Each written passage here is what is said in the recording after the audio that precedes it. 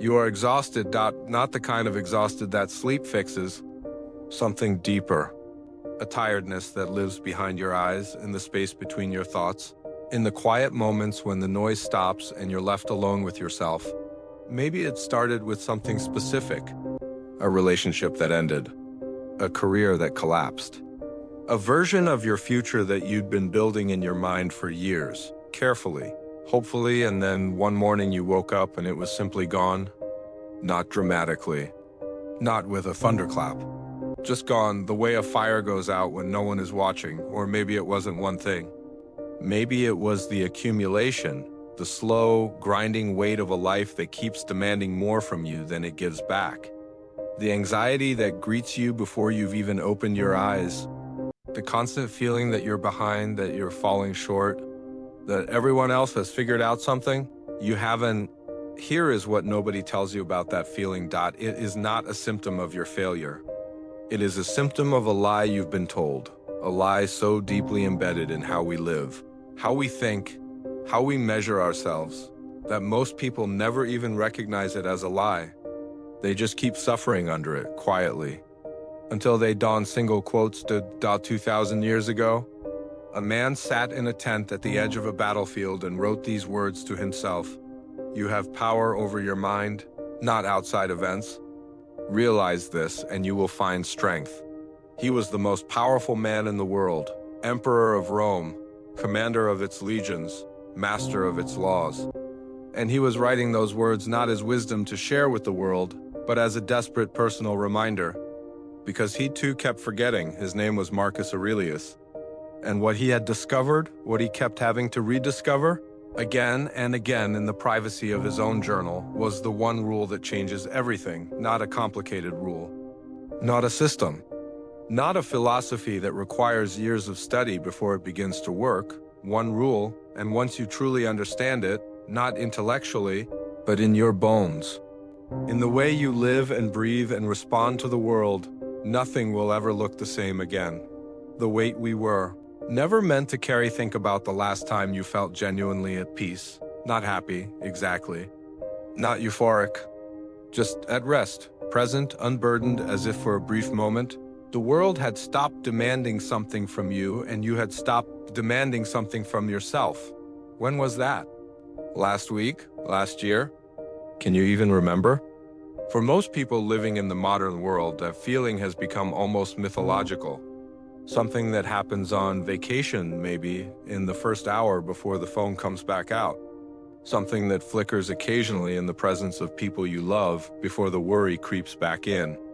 Something you promise yourself you'll feel more of once things settle down, once you get through this difficult period, once the circumstances finally align, but the circumstances never align. You know this. You've been waiting for them to align your whole life. There is a reason for that. And it has nothing to do with your particular bad luck or the specific difficulties of your situation. It has to do with something much more fundamental, a basic architectural error in how most of us approach being alive. In the ancient world, they had a word for it.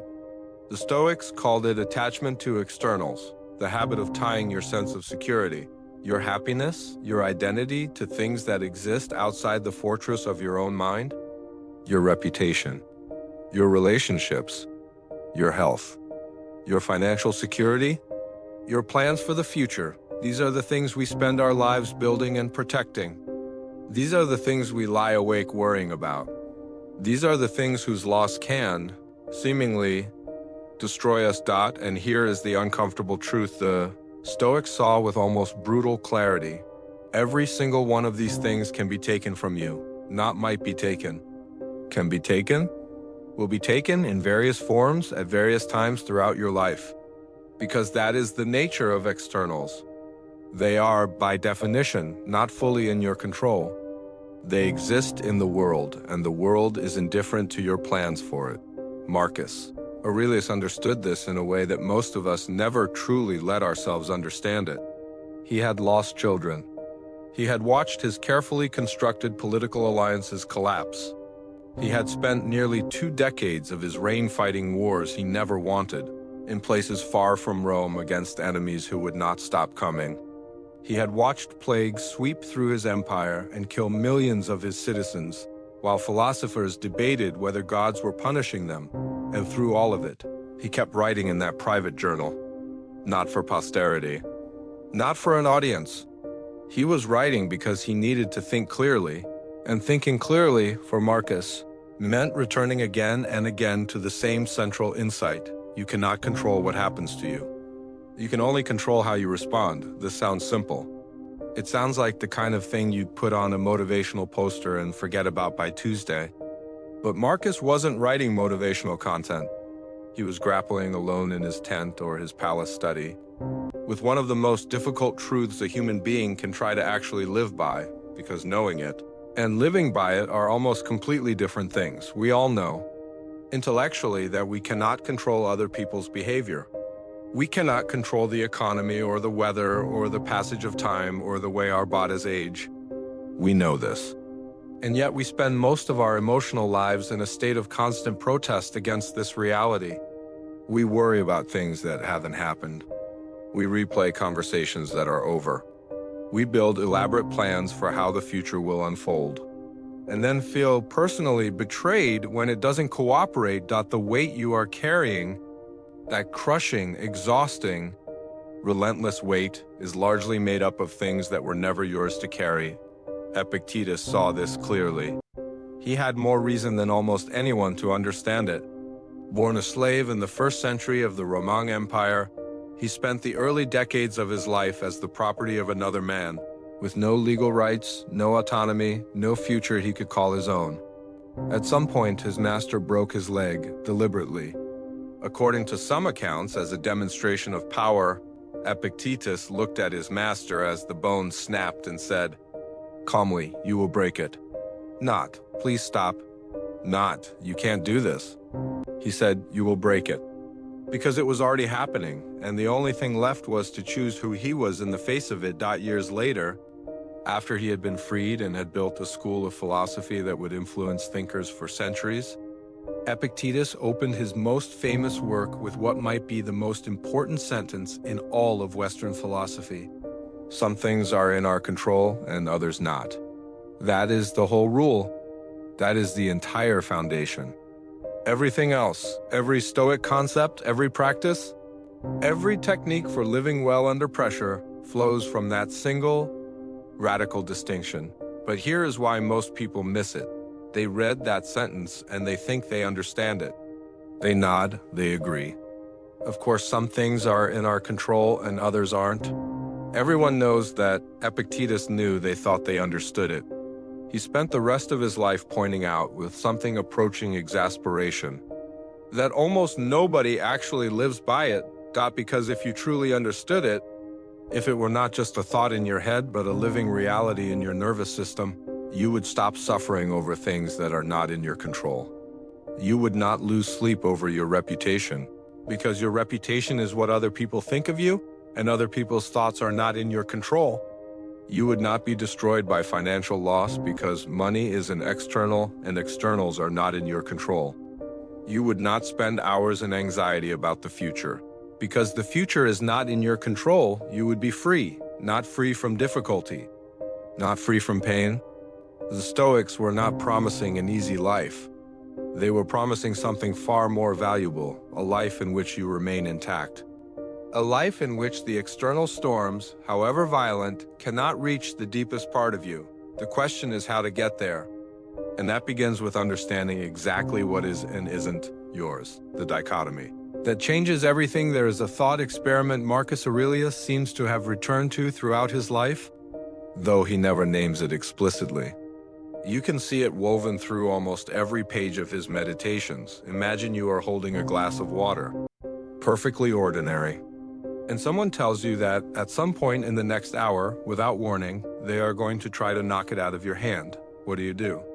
The anxious response, the response most of us would have, is to grip the glass tighter, to watch it obsessively, to tense every muscle in anticipation of the attack, to spend the entire hour in a state of vigilant, exhausting, preemptive dread.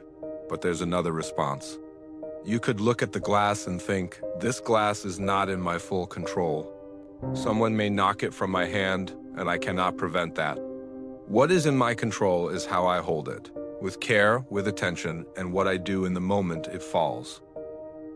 The Stoics called this the dichotomy of control. And the reason it is not merely a philosophical nicety but a genuinely life-altering framework is that it draws a clear line through every experience you will ever have. On one side of that line, your judgments. Your values, your responses, your effort, your character, these things are yours. Completely, fundamentally, irreducibly yours. No emperor, no employer, no lover, no disease, no stroke of bad luck can take them from you. On the other side of that line, everything else. Your body's health, other people's opinions, the weather, the market, the behavior of those you love, the length of your life, the outcome of your efforts. This is not pessimism. Marcus Aurelius was not a pessimist. He was arguably the most functional human being in the ancient world, governing an empire of 70 million people while simultaneously conducting military campaigns, adjudicating legal disputes, and maintaining a philosophical practice that would shape Western thought for 2 millennia. He was not a man who had given up on the world. He had simply stopped fighting the part of the world that could not be fought. There's a crucial distinction here that is easy to miss. Accepting that you cannot control an outcome is not the same as not trying. The Stoics were not quietists. They were not advocates of passive surrender. Marcus fought his wars. Seneca engaged in politics. Epictetus ran his school and taught his students with relentless energy, but they fought and engaged and worked from a particular inner position.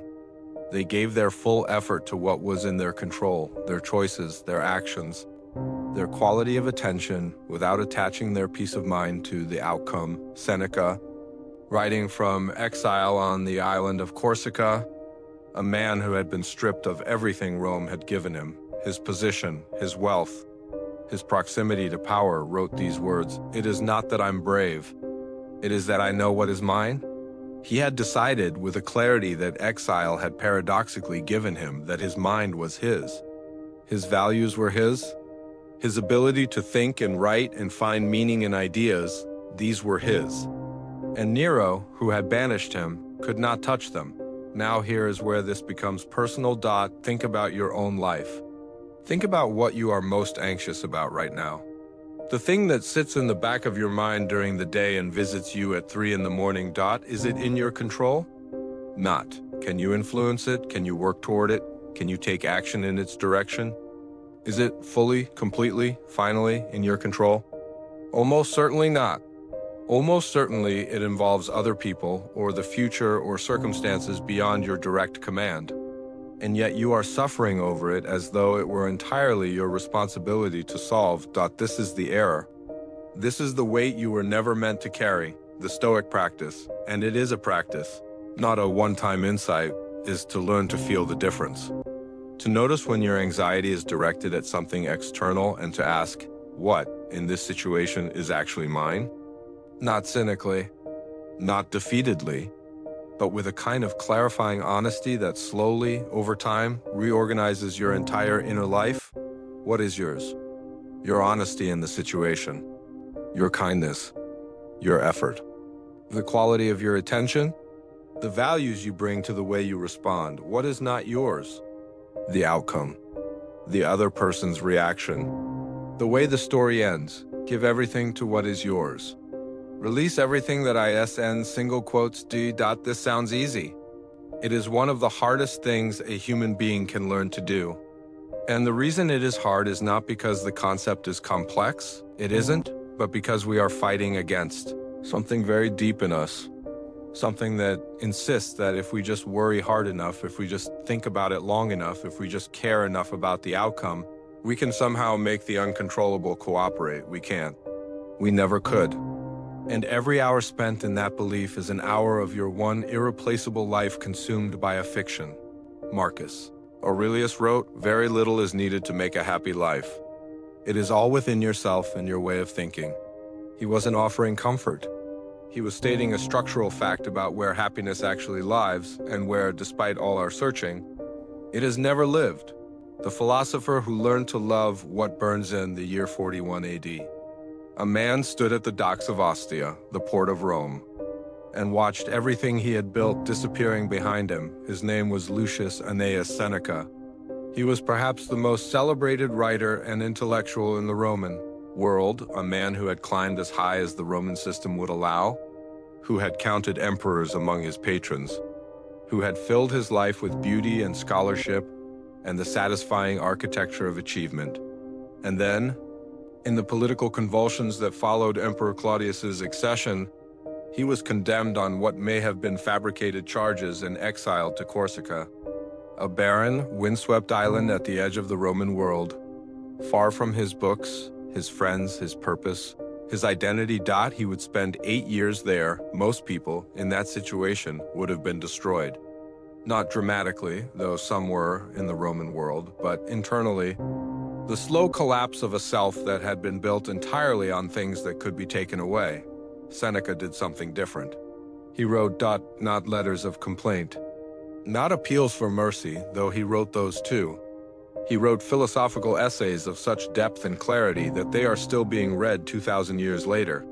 He examined what had happened to him with what can only be described as a kind of philosophical surgery, cutting away the layers of assumption about what a good life required, testing each one against reality, discarding everything that failed the test, and in that process, he arrived at something the Stoics called Amor Fati, love of fate. It sounds masochistic at first, perhaps even delusional.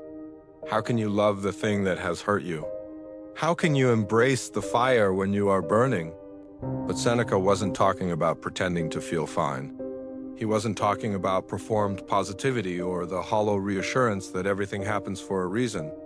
He was talking about something more radical and more honest than any of that. He was talking about the difference between enduring your life and inhabiting it.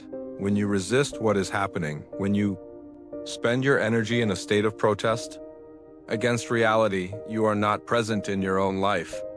You are living in a shadow world, a parallel universe where things went differently, where the circumstances cooperated, where the exile never happened.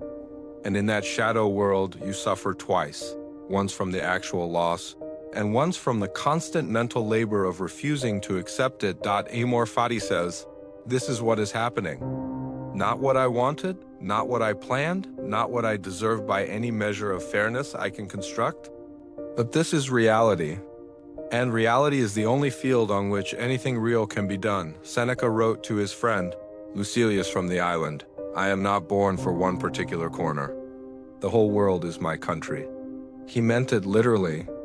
Exile had stripped away the particular geography he had mistaken for home and revealed that his real home was wherever his mind was alive and engaged. But there is something deeper here than making the best of a bad situation.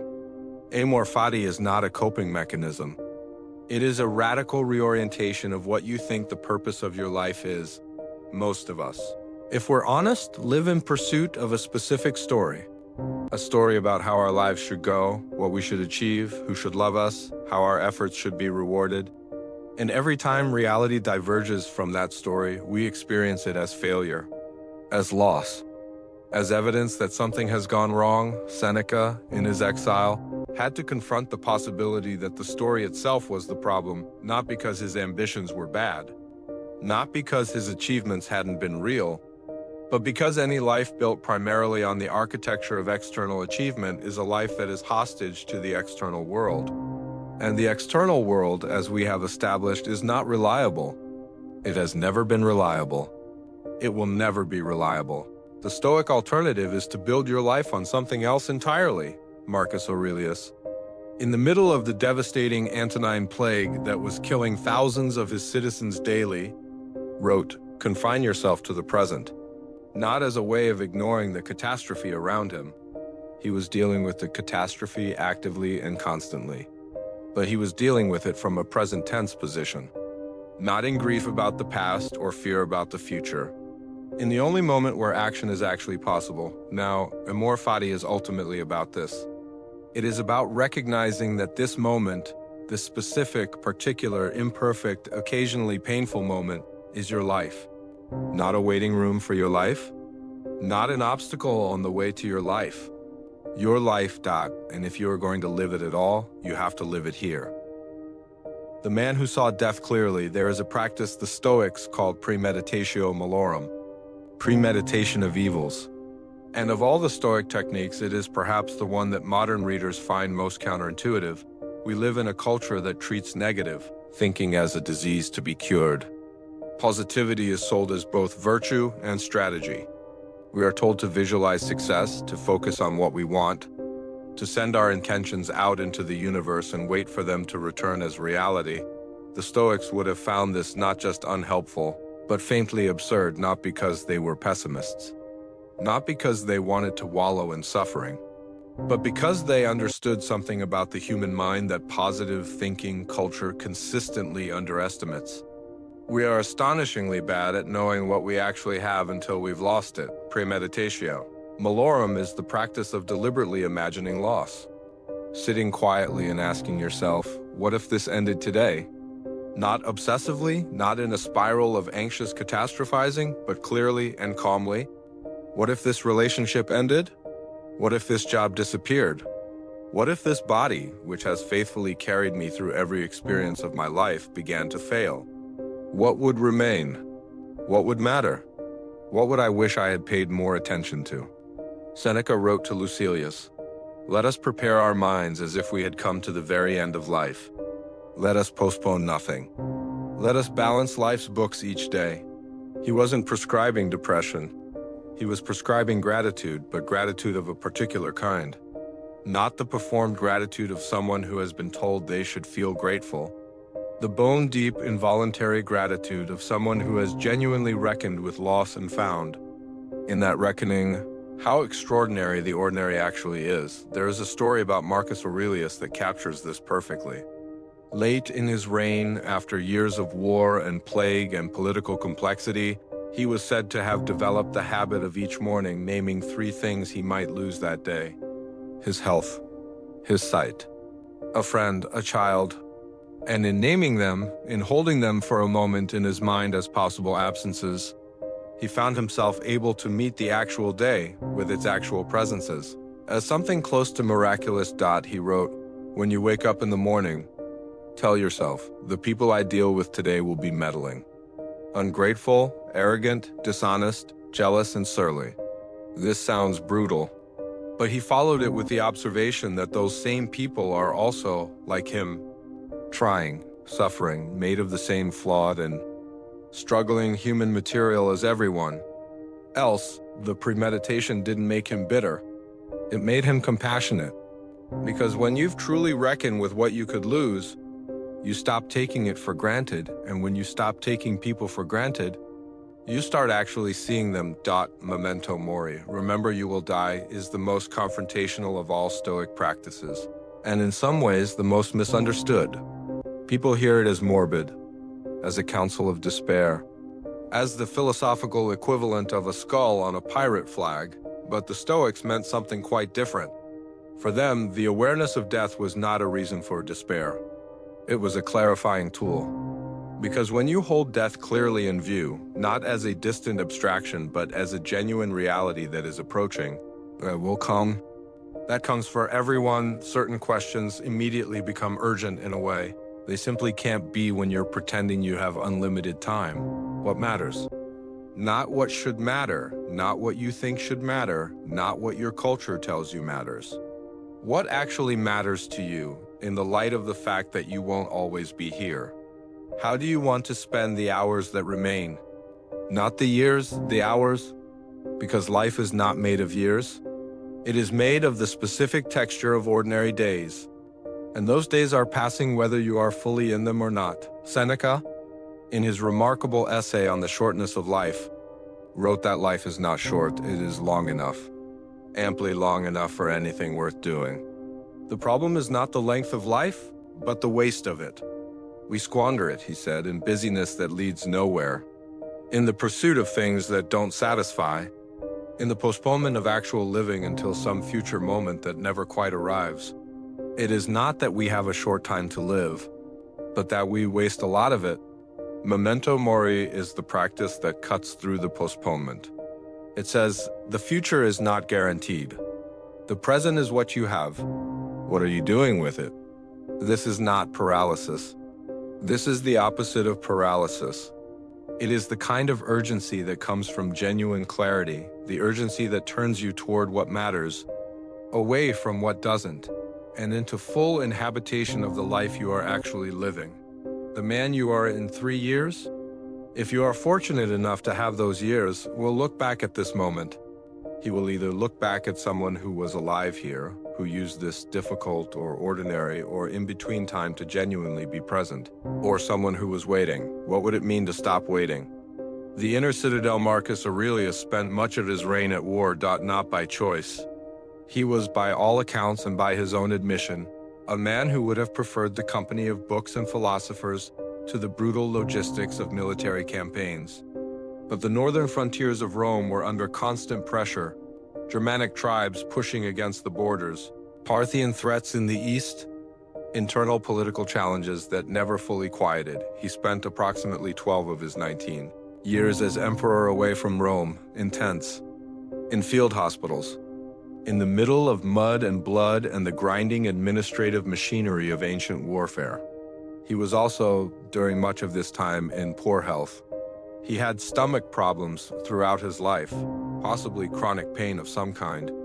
And the cold damp of the northern campaigns made everything worse. And every night, or close to every night, he wrote in his journal those private notes, which he never intended to be published, which were essentially letters to himself, became the Meditations, one of the most remarkable documents in human history. Not because it contains unique philosophical innovations. Much of what Marcus wrote had been said before by Epictetus and Zeno and the other Stoic teachers.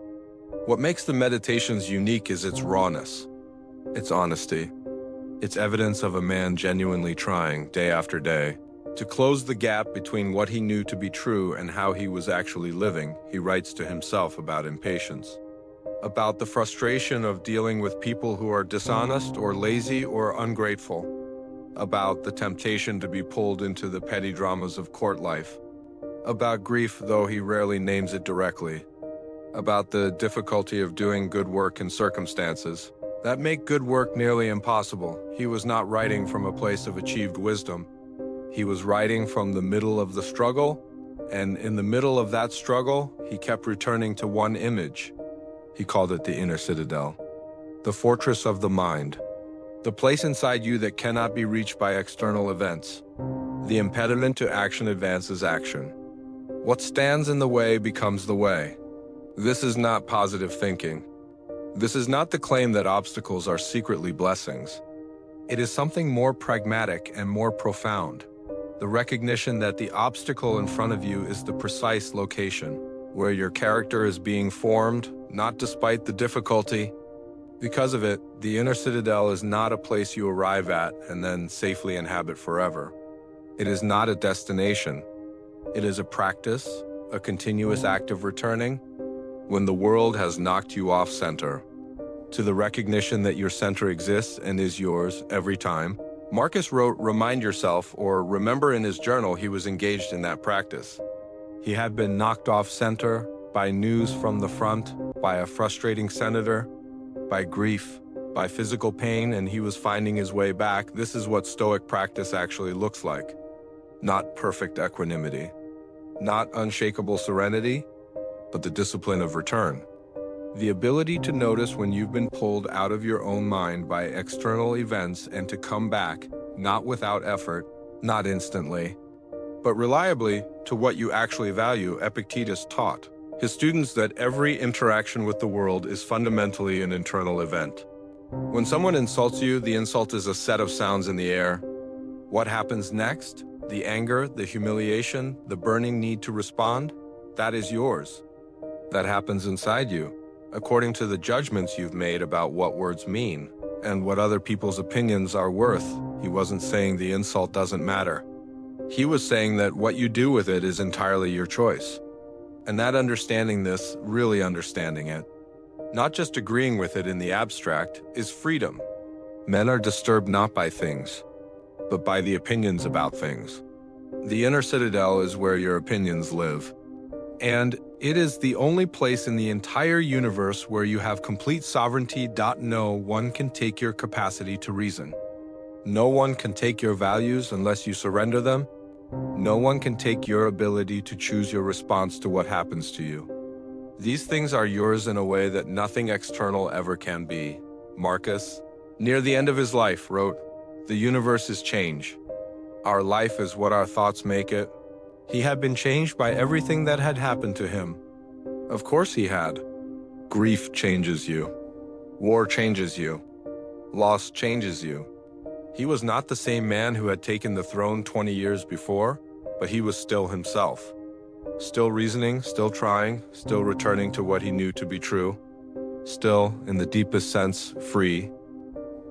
That is the inner citadel, not immunity to suffering, but the preservation of the self that suffers, its integrity, its capacity for meaning, its refusal to be entirely defined by what has been done to it. Virtue is the only good everything we've discussed so far has been leading here, the dichotomy of control. Amor Fati, Memento Mori, the inner citadel. These are not isolated techniques. They are expressions of a single underlying conviction that the Stoics held with the kind of certainty that can only come from having tested it. Against real experience, the conviction is this: virtue is the only genuine good, not wealth, not status, not health even, not relationships, fame, pleasure, or any of the things we spend our lives chasing.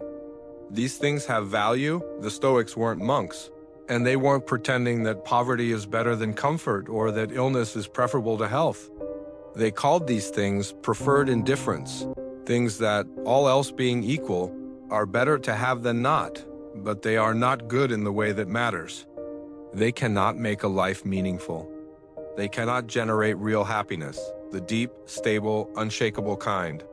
They can be taken from you, and a life built primarily on them is a life permanently at the mercy of what can be taken. Virtue cannot be taken. Virtue, for the Stoics, meant something specific.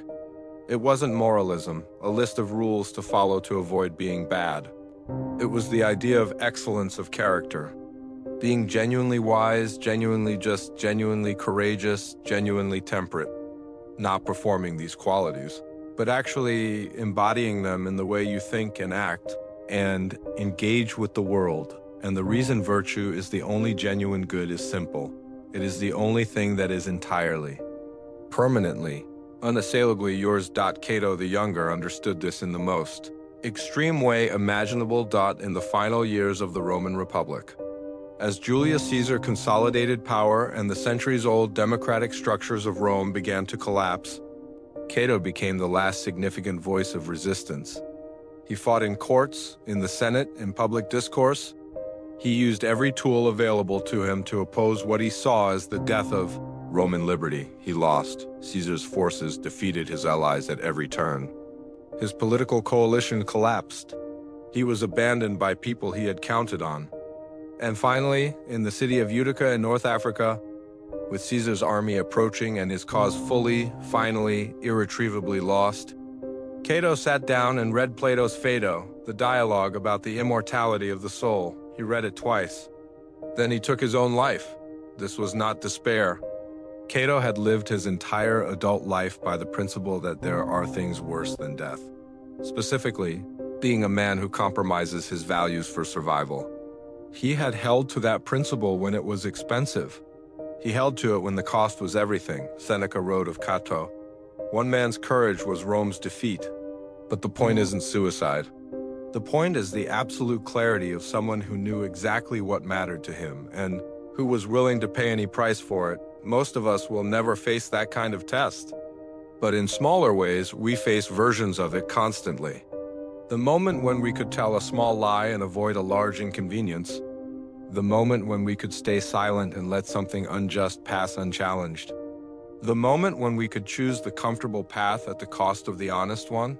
These moments are where character is made, not in the grand gestures, not in the heroic final stands, but in the ordinary, daily, repeated choice to be who you said you were. Marcus wrote to himself, "Do not indulge in the luxury of feeling sorry for yourself. not because suffering isn't real, but because self-pity is a retreat from agency.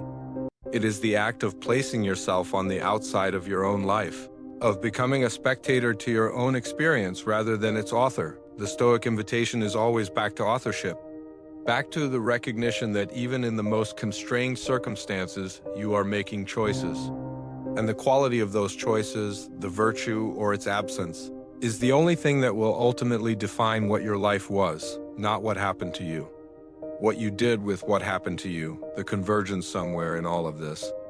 If you've been listening with more than your mind, if you've let these ideas do what they're meant to do, which is not just inform but disturb and redirect, you may have started to feel a shift, not a comfortable shift, not the pleasant click of an insight that confirms what you already believed. Something more unsettling than that, the shift that happens when you realize that a significant portion of your suffering has been self-inflicted, not because you are weak, not because you are foolish, but because you were following the instructions you were given, the instructions everyone in our culture receives, more or less unconsciously, from the time we are old enough to understand what is valued and what is not. Be successful. Be liked, be secure. Build the life that looks right from the outside. And then, when you have it, when you've assembled all the correct external components, you will feel the way you're supposed to feel. It doesn't work that way. You know this now if you've lived long enough. Maybe you knew it before, but knowing it hasn't been enough to actually change how you live, has it? That is the gap the Stoics trying to bridge. Not between knowing and not knowing. Between knowing and actually genuinely doing. Here is where all the concepts converge into one movement. The Dichotomy of Control is the map.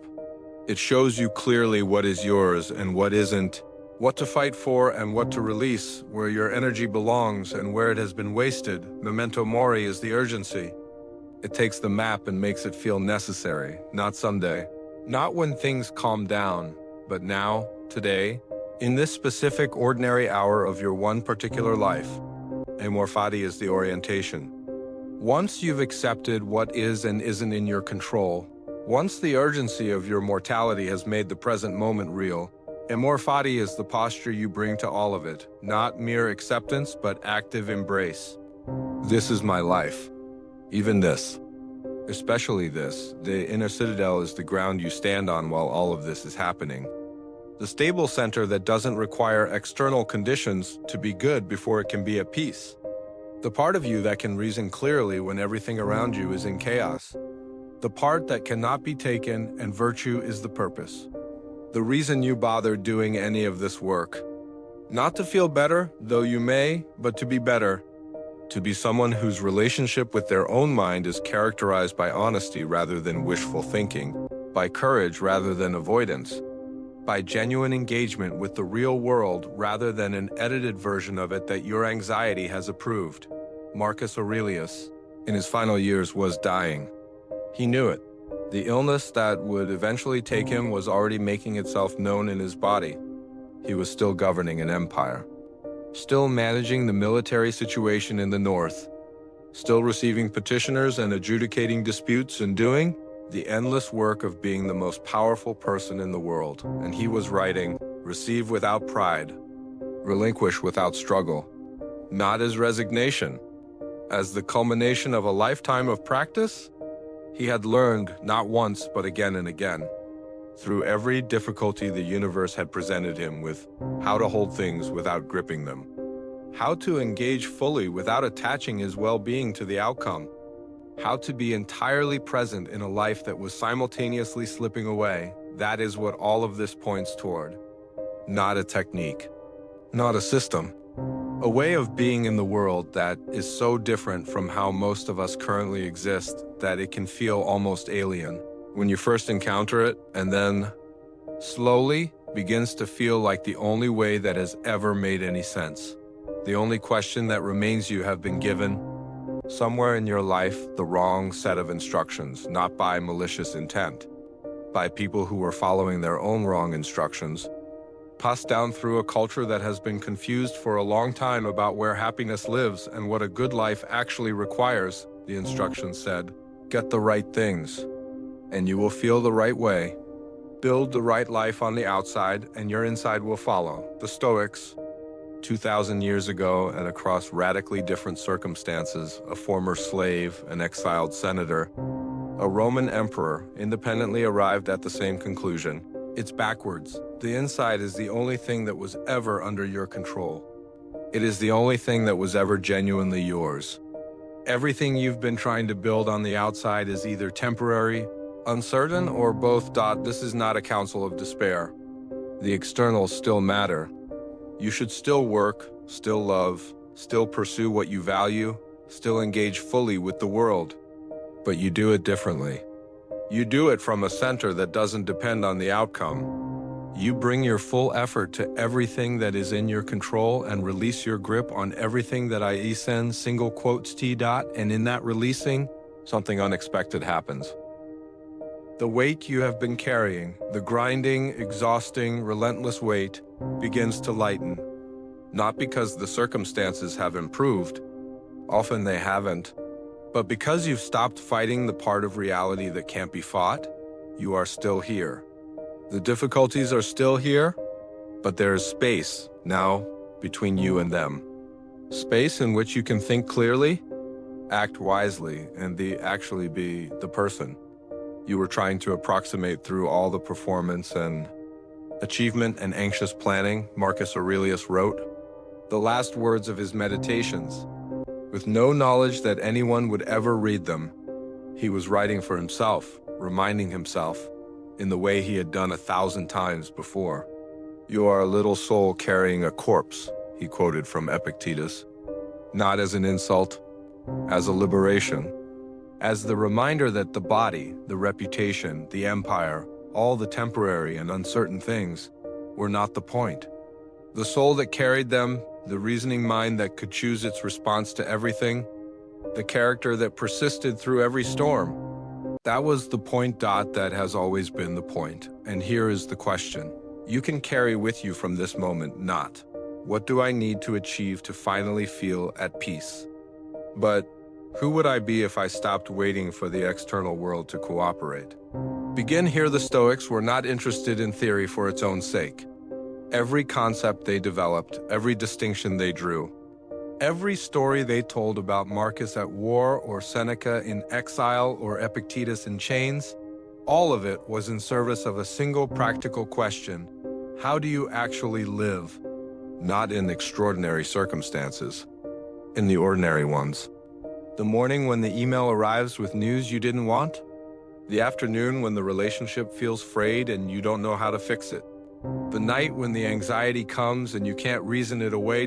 In those moments, the philosophy has to already be in you, not as a set of ideas you're trying to remember, but as a set of habits, grooves worn into your way of perceiving and responding through daily practice. The Stoics had specific practices. Marcus wrote every morning and evening in his journal, not as self-expression, but as self-examination. What did I do today that reflected my values? Where did I fall short? What pulled me off center, and how will I return to it tomorrow? Epictetus gave his students exercises in attention. Before acting, pause. Ask, is what I'm about to do in my control? Is it aligned with my values? If someone cuts you off in traffic, in the moment before the anger rises, ask, is their behavior in my control? No. Is my response in my control? Yes. Then choose the response that reflects the person you are trying to be. Seneca wrote letters to Lucilius, to himself, as a form of philosophical conversation. He worked his ideas through language, tested them against his own experience, held them up against the full reality of his life rather than the edited version. He might have preferred these are not complicated practices. They don't require special equipment or dedicated retreats or years of study before they begin to work. They require only the willingness to pay a different kind of attention to your own mind, to your own reactions, to the choices that are always available to you even when you feel most constrained. Start tonight. Before you sleep, ask yourself, what happened today that I had no control over? And then, how did I respond to it? Not how you wish you had responded, how you actually did. With honesty and without self-punishment, just clear seeing, then ask, what was actually in my control? And Did I give my full effort to that? If you did, then you lived a Stoic day. Not perfectly. Not in a way that would have satisfied Epictetus, who had rather high standards. But in the direction of something real. And if you didn't, if you spent most of the day in protest against reality, in anxiety about outcomes you can't control, in a kind of internal warfare against the way things actually are, then tomorrow is another chance. Marcus Aurelius failed at this constantly. He says so himself repeatedly in his journal. He was impatient when he meant to be patient. He was attached to outcomes he had told himself he'd released.